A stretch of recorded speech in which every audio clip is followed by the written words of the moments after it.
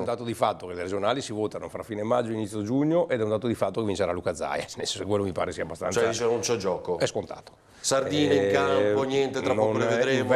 In Veneto non c'è partita. Non c'è partita. Commetto con Salvini quello che vuole, che prima di 2 anni le politiche non ci sono, Non anche ci perché saranno, fra 2 vero? anni esatti si vota il Presidente della Repubblica.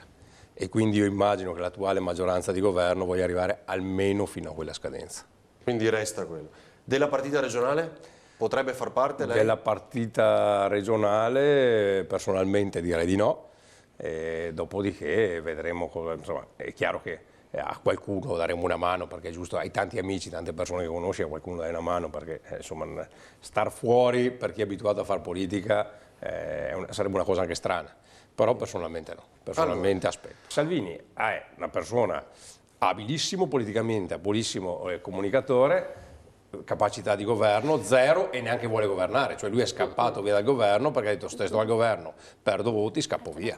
Ma Baldini l'ha L'ha messo in ragione. pratica. È molto più Non credo comodo che la stare nostra all'opposizione pratica, e lasciare che i problemi li risolvano gli altri per Certo, lui. certo, in maniera molto cinica ha fatto questo al Era una tappeto. Calcolo elettoralistico.